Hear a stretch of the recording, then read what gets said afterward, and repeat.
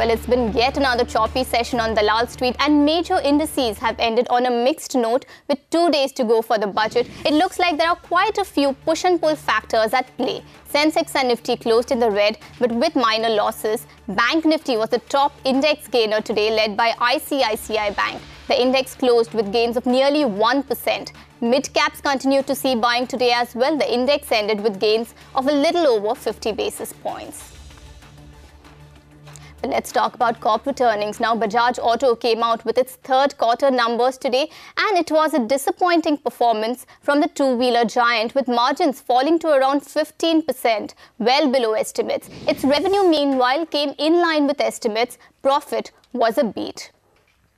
And staying with earnings, all eyes are now on ICICI Bank. The stock ended the day higher on expectations of good performance for the third quarter. Abhishek Kothari joins us with details. Abhishek, what kind of numbers does the street expect from the bank? Well, analysts are expecting a strong quarter for ICICI Bank. So what are the key things to watch? The slippages are expected to decline quarter on quarter. So around 2,400 to 3,000 crore is what the analysts are working with. Last quarter, it was at 3,117 crore. Now, the total stress book is at 23,500 crore, forming 4.3% of the book. The management's outlook and commentary on the same will be very positive to see how they see this book going ahead. Loan growth momentum is expected to pick up, and loan growth is expected between 14 to 15%. Last quarter, it was at 12.8%. We have seen with other private banks that, they have been able to command better pricing on their products, and the improvement in yields have driven the net interest margin. And if the same factors goes in for ICICI Bank, their last quarter net interest margin was 3.35%. Any improvement over there will be positive. There can be gains or, from recovery of accounts under NCLT, which will be positive. So our polls suggest an growth of 18.3%, which is the highest in last 15 quarters, while the net profit could grow up by 8.5% to about 1,792 crores, and this will be the first time that the net profit will grow in last 7 quarters. Back to you.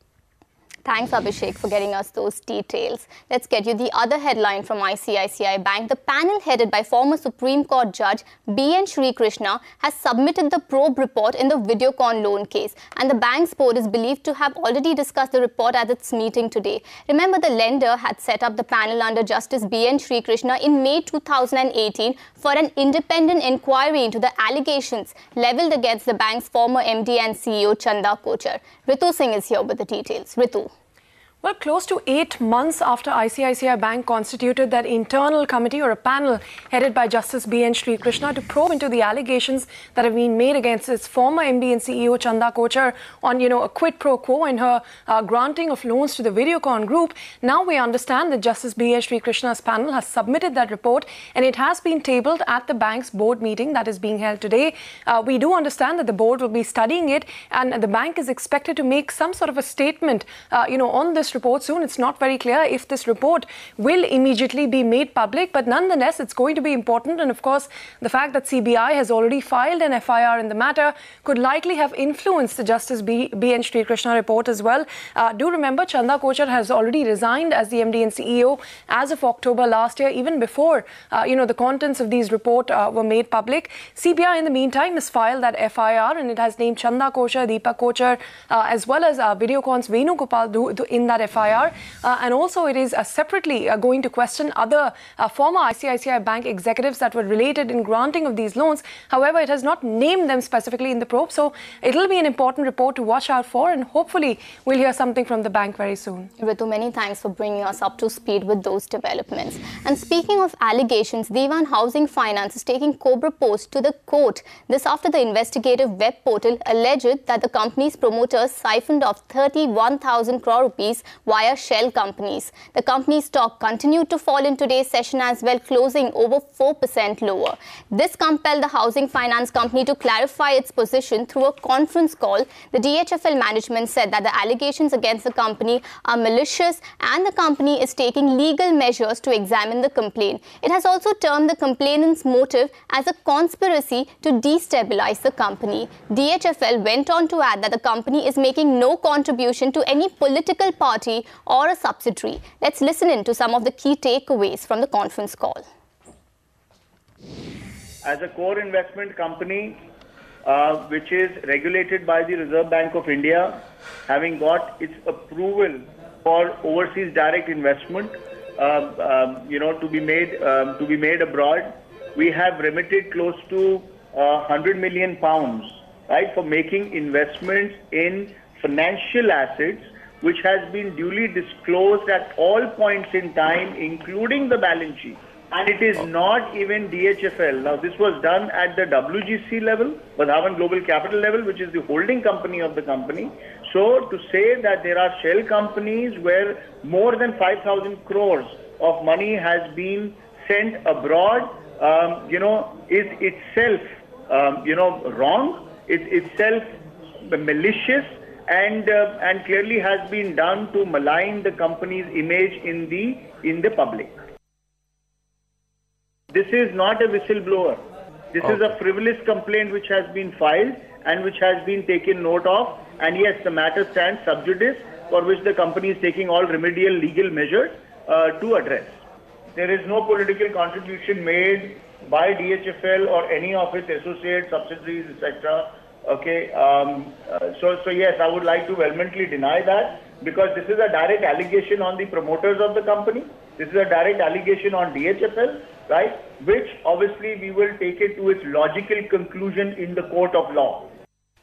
Now, two members of the NSE resigned last night. PC Mohanan, the former acting chairman of the NSE, has told CNBC TV18 that the NSE not being able to contribute to its objectives and the statistical body not being taken seriously were the key reasons behind his resignation. He was speaking to my colleague Anshu Sharma a day after he and JV Meenakshi, the only two independent members on the NSE, headed for the exit. That's not all. Mohanan further highlighted that the new NSSO employment survey data was vetted by the statistical body but never released. The NSE, which reports to the Ministry of Statistics and Program Implementation, is a 7-member body, out of which 3 posts were already lying vacant. Now, with the resignations of Mohanan and Meenakshi, the only 2 members left on the commission are Amitabh Kant, the Niti Aayog CEO, and Chief Statistician Praveen Srivastav. The reason for our resignation is basically we thought the NSE is not able to contribute the objectives for which it was set up, like being the apex body for all official statistics, and we were not being taken very seriously on. Right. What are the key issues that you think were not being taken seriously by this commission, since it only comprised of 4 members? What could go wrong? See, some of the key decisions are on statistical matters, nothing else. No, this is a purely professional body. So some of the key decisions on statistical issues were not coming to the commission or coming after it is already taken up. So that is why we thought it's not being very seriously taken. What about the employment survey data, which is approved by the commission but not released yet? See, the normal practice for NSSO report is, NSSO is under the oversight of the commission or all technical work. And all NSSO reports are approved by the commission for release. And before the commission, there used to be a governing council. And from 2006, the governing council's job has been given to the commission. So all NSSO reports are approved by the commission. And then it is released by the NSSO. So there is one report which we approved and that has not been released yet. So it's also one of the reasons. Okay. There was controversy with regards to how Niti Aayog came out with a backdated GDP series. So you even raised it. So what was the whole idea of raising that as an issue? Did you reach out to the government and seek clarity as to how the commission will work and what are the issues that is prevailing and that commission is not able to work on? See, commission is not part of the government. It is an independent setup. So it is not necessary for us that we have to apprise the government. And chief statistician is secretary of the commission, is part of the government. So there is no issue.